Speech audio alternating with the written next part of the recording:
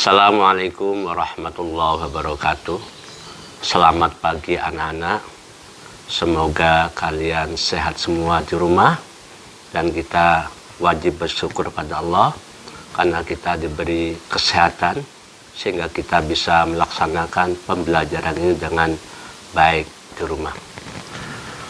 Untuk kali ini kita akan membahas tentang proses masuk dan berkembangnya agama Hindu-Buddha ke Indonesia. Namun sebelum ke sana, kita mulai dulu dari lahirnya agama Hindu-Buddha. Sering disebut dengan agama Hindu-Buddha, padahal beda. Agama Hindu lain, agama Buddha lain. Namun sering jadi satu, karena banyak orang yang memeluk dua-duanya, Hindu-Buddha, Buddha-Siwa, sehingga terjadi sinkretisme, perpaduan antara Hindu dan Buddha. Sekarang kapan lahirnya agama Hindu? Kalau kita telusuri dari lahirnya agama Hindu, lahir sekitar 1500 sebelum Masehi, yaitu di sungai Sindhu, sehingga dikatakan agama Hindu karena bangsa Arya tidak bisa mengatakan huruf S, sehingga jadi agama Hindu bukan agama Sindhu. Siapa bangsa Arya? Sebetulnya bangsa Arya bangsa luar, bangsa barbar yang sering berperang. Dia merasa bangsa yang paling kuat, bangsa yang paling murni, bangsa yang paling cerdas, yang berasal dari Babilonia. Kemudian dia menyerang bangsa asli India, itu bangsa Dravida. Kemudian memporak-porandakan peradaban bangsa India asli, yaitu bangsa India asli adalah Dravida. Sehingga di sana bangsa Arya menciptakan sistem kasta untuk membedakan bangsa Arya dan bangsa Dravida. Karena secara fisik sangat-sangat berbeda.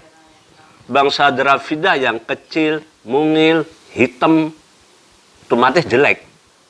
Bangsa Arya yang tinggi, jangkung, putih, hidungnya mancung, terjadi perbedaan.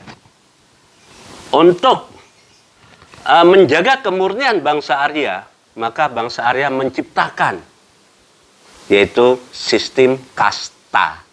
Sehingga dalam agama Hindu ada 4 kasta yang kita kenal. Ada kasta Brahmana dari golongan agamawan, pemimpin doa, pemegang kitab Weda yang berkaitan dengan agama, otomatis dari bangsa Arya. Yang kedua, kasta Ksatria dari keluarga kerajaan, prajurit, dan semua yang ada di keraton. Itu otomatis dari bangsa Arya. Yang ketiga adalah Waisya, kelompok profesional. Mungkin kalau sekarang insinyur, sana ada tabib, petani kaya, pengrajin masuk di sana. Otomatis bangsa Arya. Kelas yang paling rendah adalah Sudra. Jadi kelompok bangsa Dravida. Bahkan bangsa Dravida yang tergeser dengan sistem kelas mereka mulai lari ke pedalaman. Karena begitu ketatnya bangsa Arya menjaga kemurnian ras Arya. Jangan sampai tercampur baur dengan bangsa Dravida. Pada waktu itu jadi dari kerasnya sistem kasta, sampai nggak ada hubungan kontak, komunikasi, apalagi hubungan pernikahan. Hampir mustahil ada pernikahan antara bangsa keturunan Dravida dan keturunan Arya. Kalau saya pernah baca di tafsir Ibnu Katsir, dari ketatnya, kalau sampai golongan Sudra, kebetulan dia lewat, ada pendeta Hindu membaca kitab Weda, kemudian dia ngintip pendeta yang sedang baca kitab Weda, maka akan diculak matanya. Bahkan telinganya dicor dari ketatnya waktu itu. Namun sekarang sudah tidak sekeras itu dalam pembagian kasta. Sekarang hanya merupakan bentuk pembagian dalam masyarakat, namun hubungan di antara mereka sudah tidak ada masalah. Kalau kita lihat dari film India, bisa kelihatan biasanya terjadi percintaan antara dua kasta yang berbeda, sehingga dua keluarga menentang, sehingga terjadi pertentangan dua keluarga karena beda kasta.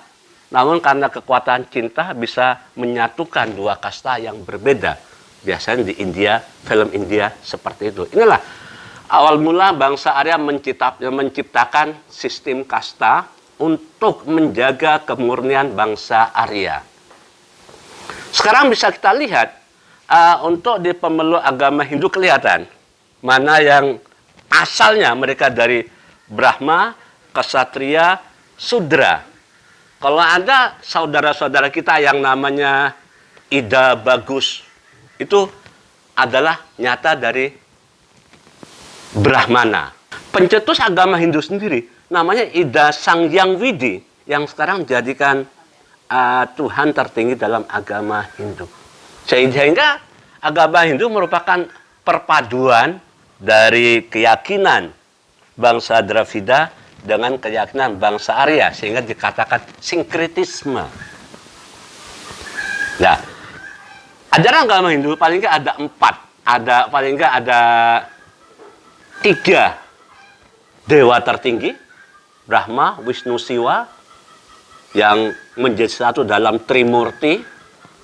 Ya, nanti kita tanya sama saudara-saudara kita yang beragama Hindu, karena kita membahas sedikit tentang lahirnya agama Hindu, kapan lahirnya dan di mana, ya sekitar daerah Punjab, sebelah barat daya India. Sekitar 1500 sebelum Masehi. Yang kedua adalah lahirnya agama Buddha oleh Siddhartha Gautama, anak dari Raja Siddhodama dari Kapilawastu. Sebetulnya dari kerajaan Kapilawastu, pemeluk agama Hindu yang taat, termasuk Siddhartha Gautama. Pemeluk agama Hindu yang taat. Namun sang putra mahkota, yaitu Siddhartha Gautama, dia merasa ingin mencari kebenaran yang sebetulnya. Dia merasa ada sesuatu yang terganjal. Kenapa dalam agama Hindu kok kurang demokratis? Kasta secara turun-temurun itu saja nggak bisa berubah. Yang Sudra nggak bisa berubah Waisa, apalagi berubah menjadi Brahmana. Sehingga Siddhartha Gautama yang dipingit selama ini di istana dipingit, bahkan dia tidak pernah kekurangan apapun yang dia perlukan dituruti. Namun gejolak hatinya tidak bisa membendung dia untuk keluar dari istana. Waktu umur dia 29 tahun, dia sembunyi-sembunyi keluar istana. Untuk melihat kehidupan yang sebetulnya itu seperti apa. Karena dia selama ini tidak pernah merasakan kesedihan di istana. Semua keinginannya selalu dituruti oleh keluarganya di sana. Setelah dia keluar dari istana secara sembunyi-sembunyi, dia kaget. Ternyata di luar dia melihat orang bekerja, nggak pakai baju. Terbesit dalam hatinya, oh orang mau makan aja harus bekerja. Melihat orang sakit, dia kaget, oh orang itu ternyata sakit. Bahkan melihat orang mati, dia kaget, oh orang itu juga bisa mati. Akhirnya dia menyelusuri jalan dari desa ke desa, dari kampung-kampung, kemudian sampailah pada suatu tempat yang namanya pohon Bodhi, sering disebut Bodhgaya. Kemudian dia duduk di sana bersemedi kurang lebih setahun. Nah, di sana dia mendapat pencerahan, sehingga sering dikatakan ada 8 ajaran agama Buddha yang menjadi panduan dalam agama Buddha. Yang perkembangan berikutnya, agama Buddha terpecah menjadi dua, Buddha Hinayana dan Buddha Mahayana. Buddha Hinayana yaitu keranjang kecil atau kendaraan kecil, bisa beribadah sendiri, bersemedi sendiri, dan nanti bisa masuk nirwana sendiri. Yang Mahayana, kendaraan besar atau keranjang besar, bisa beribadah secara bersama-sama, kemudian nanti mereka bisa masuk nirwana bersama-sama. Jadi lahirnya agama Buddha sekitar abad ke-5. Inilah tentang lahirnya agama Buddha. Lantas bagaimana proses masuk dan berkembangnya agama Hindu-Buddha ke Indonesia? Sebetulnya sudah sejak lama ada hubungan kontak dagang antara Indonesia dan India, bahkan dengan Cina dan Timur Tengah. Karena Indonesia merupakan jalur pelayaran, jalur perdagangan, terutama Selat Malaka. Dari Cina ke India pasti lewat Selat Malaka, berarti singgah Indonesia. Dari Timur Tengah juga Selat Malaka. Jadi Selat Malaka merupakan transit, tempat bertemunya para pedagang dari India, Cina, maupun dari Timur Tengah. Otomatis mereka membawa budaya ke Indonesia. Semenjak abad kedua, sudah banyak ditemukan arca Buddha. Malah bukan Hindu, arca Buddha. Ya, mungkin arca berupa mungkin barang dagangan, atau oleh-oleh untuk kepala suku, kepala adat yang ada di Nusantara. Namun baru ada bukti bahwa agama Hindu sudah dianut oleh rakyat Indonesia itu abad keempat. Yaitu di Kutai, yang ada di Museum Mula Warman, disebut dengan Nyupa. Lantas bagaimana proses masuknya agama Hindu-Buddha ke Indonesia? Paling nggak ada 4 teori. Pertama, teori Brahmana menurut Van Lent. Kedua, teori Ksatria menurut Vedika Bos. Ketiga, teori Waisa menurut N.G. Krom. Kemudian keempat, teori nasional atau arus balik menurut J. Coates. Bagaimana teori Brahmana? Menurut Hakaran, bahwa yang menyebarkan agama Hindu-Buddha ke Indonesia adalah kaum Brahmana. Kenapa? Karena yang berhak menyebarkan agama, memegang kitab Veda, memimpin upacara-upacara keagamaan, nyanyian-nyanyian keagamaan itu hanya Brahmana. Sehingga wajar kalau kaum Brahmana yang menyebarkan agama Hindu ke Indonesia. Bahkan sampai sekarang pun tidak semua orang, tidak semua pemeluk agama Hindu bisa memegang kitab Veda. Beda dengan Al-Quran dan hadis. Al-Quran atau Injil, hampir semua orang bisa memegang. Namun kitab Veda tidak. Hanya bedander aja pemimpin agama yang bisa memegang kitab Veda. Pada waktu itu sangat ketat sekali. Sehingga wajar kalau Hakaran menyampaikan bahwa penyebar agama Hindu-Buddha adalah kaum Brahmana. Yang kedua, teori Ksatria. Menurut teori ini adalah Vedika Bos. Ksatria lah yang menyebarkan agama Hindu-Buddha ke Indonesia dengan membawa pasukan, berperang, dan menaklukkan kepala suku di Indonesia, kemudian menyebarkan agama Hindu. Namun teori ini sangat lemah, karena hampir tidak ada kekerasan dalam penyebaran agama Hindu ke Indonesia. Kenapa nggak ada kekerasan? Ya, karena ada kesamaan keyakinan Hindu dan keyakinan Indonesia yang bersifat politisme, percaya terhadap banyak Tuhan. Hindu percaya pada Brahma, Wisnu, Siwa, Indonesia animisme, dinamisme, totemisme, hingga terjadi akulturasi, adanya kesamaan budaya kemudian menyatu sehingga mudah. Teori Ksatria ada cerita tentang Ajisaka, seorang komandan militer India pada waktu itu kalau kita lihat di kisah pewayangan, bagaimana dia seorang prajurit menyeberang lautan, kemudian sampai Pulau Jawa, kemudian dia menyebarkan agama Hindu, namun karena Ajisaka pusaka dijaga oleh pengawalnya, kemudian direbut oleh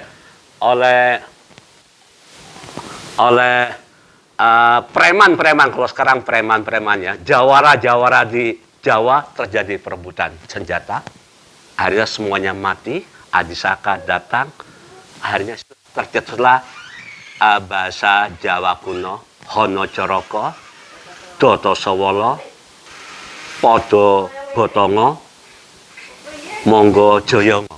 Ini awal mula adanya terjadinya bahasa Jawa kuno. Ini yang kedua teori. Yang ketiga adalah teori Waisa menurut N.G. Krom. Bagaimana tuh menurut teori Waisa? Bahwa penyebar agama Hindu Buddha Indonesia adalah para pedagang, karena mereka lah yang bisa berdagang, berlayar ke daerah-daerah lain. Mereka berdagang melalui pelayaran sambil menyebarkan agama Hindu. Namun ini juga kurang kuat karena bagaimanapun yang berhak menyebarkan adalah agama Hindu adalah kaum Brahmana. Yang ketiga, yang keempat, teori yang sangat kuat sekali, teori nasional atau arus balik. Bagaimana teori nasional menurut J. Coates? Bahwa kaum Brahmana yang datang ke Nusantara kemudian mencetak kader-kader Hinduisme. Pemuda-pemuda inilah nanti yang belajar langsung ke India tentang agama Hindu, kemudian sekembalinya mereka menjadi kaum Brahmana. Ini yang sangat kuat. Dari 4 teori, mana yang mendekati kebenaran? Sebetulnya semuanya benar, saling berhubungan. Kaum Brahmana nggak mungkin bisa berlayar sendiri ke Nusantara tanpa bantuan nelayan dan pedagang. Brahmana, nelayan, pedagang juga tidak akan aman tanpa bantuan prajurit. Brahmana, kesatria, Waisa nggak akan berkembang tanpa rakyat Indonesia menyambut dengan baik datangnya agama Hindu, Buddha ke Indonesia. Sehingga ada timbal balik yang ada di Indonesia. Itulah teori-teori tentang masuknya agama Hindu, Buddha Indonesia. Kemudian bagaimana pengaruh agama Hindu, Buddha terhadap Indonesia? Luas sekali. Hampir di semua sendi-sendi kehidupan di Indonesia yang ada, bahkan sampai sekarang, tidak lepas dari pengaruh Hindu, Buddha. Kalau kita lihat dari segi pemerintahan, jelas. Sebelum agama Hindu, Buddha masuk ke Indonesia, sistem pemerintahan kita hanya dipegang oleh kepala suku. Setiap daerah itu ada kepala suku, kepala adat, bukan raja. Kepala suku yang dipilih secara primus inter pares. Primus inter pares dipilih dari warga sekitar yang dianggap paling kuat, yang bisa mengayomi rakyatnya, biasa mempunyai kekuatan supranatural yang kuat. Itulah yang dipilih menjadi pemimpin kepala suku. Datanya agama Hindu otomatis berubah. Kepala suku menjadi raja, kampung wilayah menjadi kerajaan. Inilah salah satu pengaruh dalam bidang pemerintahan. Dan banyak lagi pengaruh-pengaruh yang lain, baik itu bidang arsitektur, kemudian sastra, kemudian kepercayaan maupun kalender. Sebagai contoh kalender. Sebelum Hindu Buddha masuk ke Indonesia, Indonesia belum punya kalender, belum punya hitungan hari, tanggal, bulan, tahun, nggak ada. Namun Hindu masuk, itu malah ada sistem tahun, kalender, tahun Saka. Salah satu contoh yang ada di candi yang berbunyi pakai bahasa Candra Sengkala, Sirno ilang kartaning bumi. Ini pas jatuhnya Majapahit. Sirno berarti kosong. Ilang berarti nggak ada kosong. Karta 4, bumi 1. Jadi 0041 kalau dibalik 1400 Saka. Kalau Masehi berarti dikurangi 78 karena lebih tinggi tingkatannya Saka. Jadi lebih duluan tahun Saka daripada tahun Masehi. Saya kira sampai di situ. Untuk tugas anak-anak berikutnya, tolong bikin video maksimal 1 menit, satu anak 1 menit bikin video. Pilih di materi yang saya sampaikan, bisa tentang teori-teori masuknya agama Hindu-Buddha ke Indonesia, atau pengaruh Hindu-Buddha terhadap sendi kehidupan yang ada di Indonesia. Satu anak ngirim video sebagai tanda kalian merangkum apa yang sampaikan. Jadi video kalian rangkuman, atau kalian pilih mana item-item yang dianggap kalian paham atau perlu diperjelas oleh kalian. Nanti kirim videonya, nanti akan dimasukkan di channel SMA. Ya, saya kira cukup sampai di sini. Semoga kalian di rumah tetap sehat, tetap menjaga protokol yang baik. Saya akhiri, assalamualaikum warahmatullahi wabarakatuh.